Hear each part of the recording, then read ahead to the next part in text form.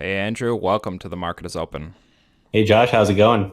Yeah, not bad. Today, another crazy market day of a lot of big news with the coronavirus. It's a story that is developing every day and important to keep track of some of the major stories of the week. So, the first one Indeed. I wanted to talk about, a bit controversial this week. It says Senate Intel chairman asks ethics committee to review stock sales under scrutiny.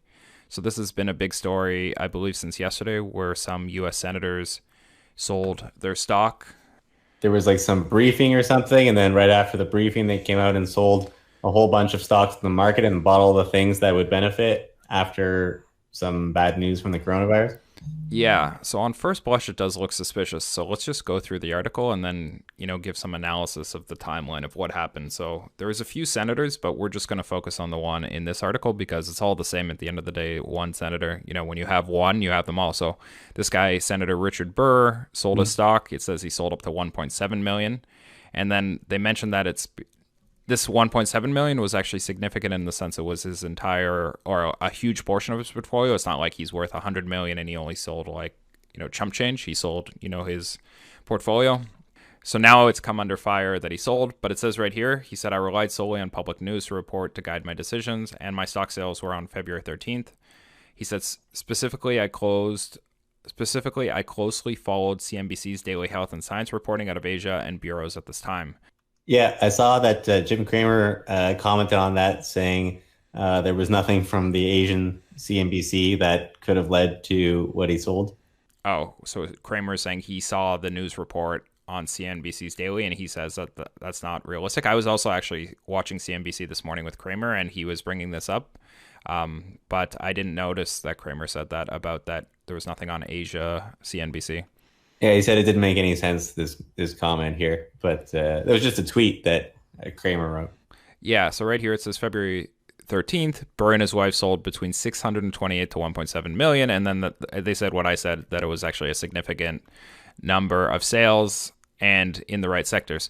So and then they bring up the other senator did that. So I think a lot of people sort of have a revisionist history of the events that took place, from the beginning to today. On February 13th, there wasn't really much information. I mean, at that time, like we kind of are in a different world now on March 20th, where we were in lockdown for a week and we think we always knew how severe this was, but we kind of all thought it was a joke at that time. And if this guy, I think the bigger crime would be if this guy knew, like in the US, so if the US, like senators knew the events that were going to take place and they didn't lock down all their borders and everything on February 14th, isn't that the bigger crime than him selling his stock? Yeah, Like, like I they don't, knew everything would crash to pieces, but they're like, oh, well, I guess it's time for me to sell my stocks, not save the country. Yeah, so that's what I don't get. So if the US was being briefed that we're about to have a coronavirus that's going to put the whole country on lockdown and all of Europe on lockdown, then why didn't we lock down the countries before we That's a good infected? point.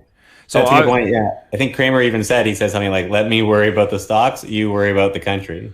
sure, but I'm telling him the logic makes no sense that they would have sold their stocks and not worried about the country. I think what happened is they went into the briefing and they actually got good evidence to say this could be a global risk, Yeah. while other people like Donald Trump, and I'm not blaming Donald Trump because I thought exactly the same as Donald Trump, but Donald Trump said, oh, the market's overreacting, this is a joke. And I agreed with Trump at the time. I was buying stocks. I was jumping 2 feet onto Southwest Airlines at, $46, thinking this is a nice little joke. I can't believe I get to get Southwest at this amazing price. Granted, I got out of Southwest at 39, so it could have been way worse for me. And I mean, Southwest is still doing pretty good, just as a Mhm. tangent, but it's at 32. But I'm glad to have gotten out of that bit of a disaster. And I think we all thought this was a bit of a joke. So that would be the first point to come back on anyone is just like, well, if these guys had such a clear view of what's going to happen, then mistake number one would be selling stocks and not doing something for the country, which leads me to the conclusion that they obviously didn't know what was going to happen, but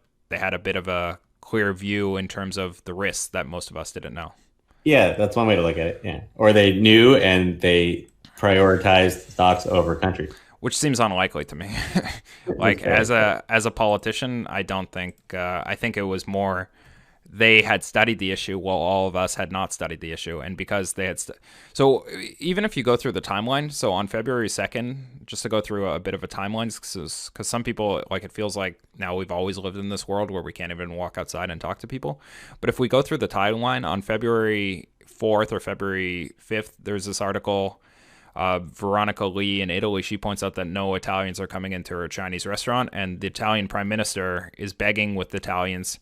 Prime Minister Giuseppe Conte reprimanded regional governors, telling them they were not competent to make such a call, and nothing has justified such fear. So this is February 4th, right? This is Italy is, they're not even telling us how many people are dead right now because so many people are dying. And just a month ago, and Italy was well ahead of us in terms of this. So, you got Italy telling everyone this is not something to worry about on February 4th. So again, their stock sales happened, remember, February 14th. So Italy, like, again, is Italy just not competent, or was the fact that maybe we didn't really all understand it at that time? So that's just point number one. The next point is the World Health Organization called this a World Health Emergency on January 31st. So again, that's 14 days before their stock sales. So let's just bring that up. So how did the World Health Organization, if they declared it a World Health Emergency, I mean, I was still laughing about it on January 31st, saying I'd like to go to Wuhan. Tickets will be cheap. I'm sure I can get a cheap Airbnb in Wuhan. It sounds funny. It doesn't sound funny anymore, but it was funny at the time, right? And the fact is, the World Health Organization called this a global emergency. Again, was this before or after their stock sales? It was actually before their stock sales. So that's just another thing. And then if we go to February 20th, I can read an article from the New York Times where it mentions the stock market hit a record high, and it says why the stock market isn't too worried about the coronavirus. There would be risk in relying on the Fed to bail out the economy from a potential pandemic. So they're talking about a potential pandemic, but the market is not worried at all. So the S&P 500 fell a mere 0.3% Tuesday, only to recover all the ground on Wednesday.